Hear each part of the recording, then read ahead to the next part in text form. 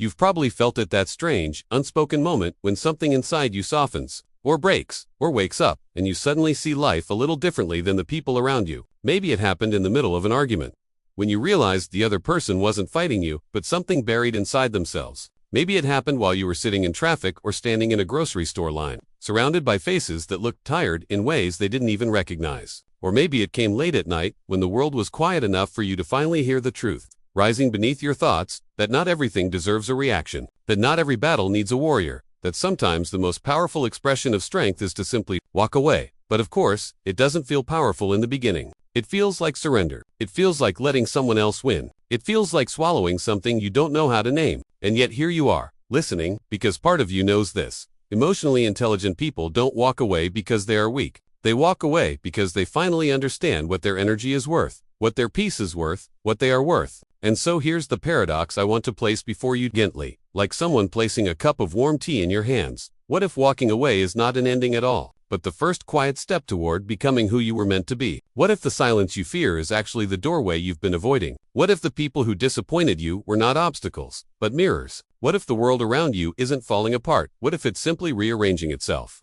trying to show you where you no longer belong? And somewhere inside that tension, inside that shift, inside that strange moment where you feel both heavier and clearer than ever before, a whisper rises. You don't need to stay where your soul is shrinking. This is where our story begins. Not with conflict, not with drama, but with awareness, a soft, almost imperceptible noticing that something in your life no longer aligns with who you are becoming. This is the beginning of part 1. The quiet question before the answer.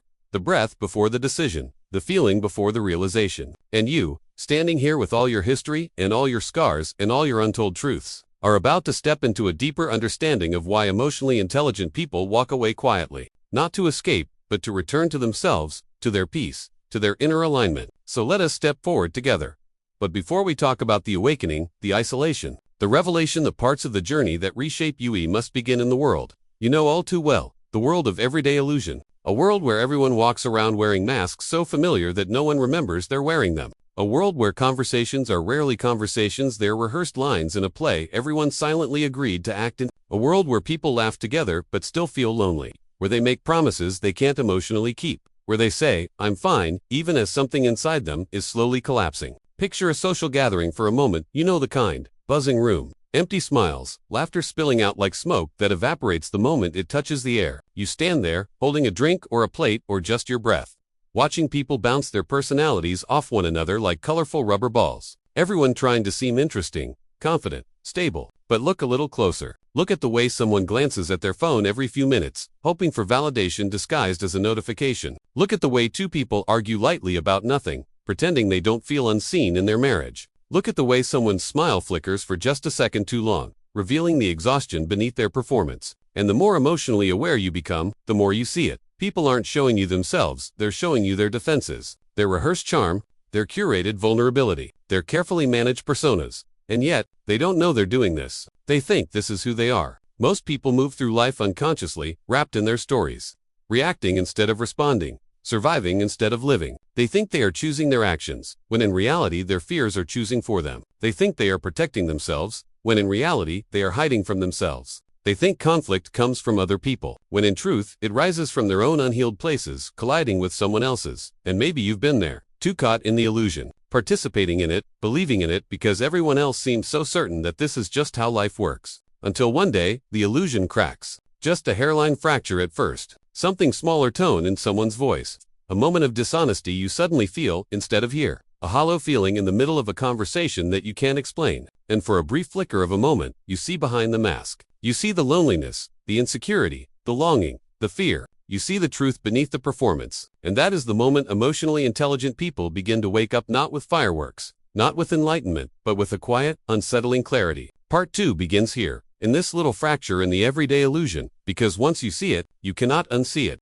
And this awareness is what eventually leads to the walking away, not out of judgment, but out of recognition. Recognition that you no longer fit in the unconscious world you used to belong to. Recognition that there is more to you than your reactions. Recognition that peace is not a luxury, it's a necessity. And yet, the story only begins here, because awareness, as beautiful as it is also a burden. And soon, you will feel the weight of that burden pressing against your heart. And as you continue looking at the world with this new kind of clarity, You start to notice how deeply asleep most people truly are. How they move through their days on autopilot, repeating patterns they never question, repeating arguments they never resolve, repeating wounds they never address. You see it at work, where people rush from meeting to meeting, pretending their urgency is productivity, pretending their stress is importance, pretending they control the very systems that are quietly draining the life out of them. You see it in families, where old resentments sit at the dinner table like invisible guests, shaping every tone, every silence, every carefully chosen word. You see it in friendships, where people talk without really listening, where they offer advice instead of presence, where they share memes instead of emotions. And more subtly, you see it in yourself, the version of you that once played along, that believed conflict must be answered, that believed every misunderstanding required a defense, that believed every disappointment was personal. But now, something in you feels different. Something in you feels like it has retreated inward, watching life from a small, quiet distance, not in a detached or numb way, but in a way that feels strangely honest. You begin to understand how much of human interaction is built on projection. People aren't seeing you. They're seeing the story they've written about you, the version that matches their wound, their fear, their expectation. And you start to realize that you have a choice in all of this, whether to keep playing the role they expect from you, or to step out of the script entirely. That's when the shift quietly begins, the moment when the illusion is still there, but you no longer feel compelled to participate in it. It's like watching actors forget their lines in a play you no longer feel invested in. The room feels the same, but you feel different. And that difference is the beginning of awakening.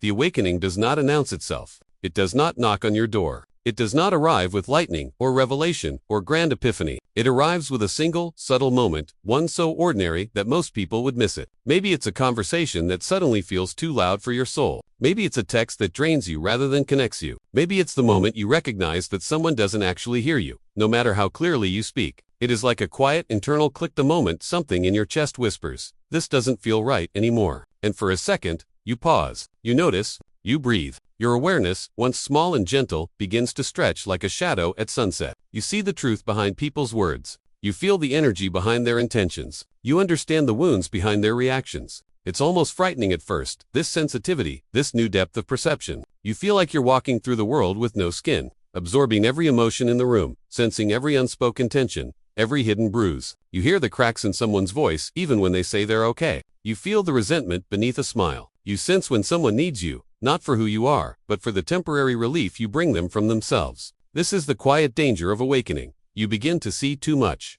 It is not supernatural, not mystical, it's simply a deeper openness to what was always there. It's the moment you finally stop running from yourself, which means you can no longer run from the truth in others. But with this insight comes weight. Emotional intelligence is not soft or gentle or easy. It is sharp, heavy, demanding. It shows you the world without its costumes, and sometimes that truth is almost too much to hold. You begin to realize that every person carries invisible battles, unseen hurts that shape their tone, their choices, their distance, their anger. And you, with your growing awareness, start to feel responsible for navigating all this unspoken emotional terrain. You try to soothe conflicts before they erupt. You try to cushion others from the harshness of their own truths. You try to carry the weight they cannot acknowledge. You try to be the emotional anchor in every storm, even when it is not your storm. And the deeper your awareness grows, the more exhausting it becomes. You start to withdraw not because you care less, but because you feel too much. You start to speak less not because you have nothing to say, but because you've learned that many people listen only to defend, not to understand. You start to question your place not because you doubt your worth,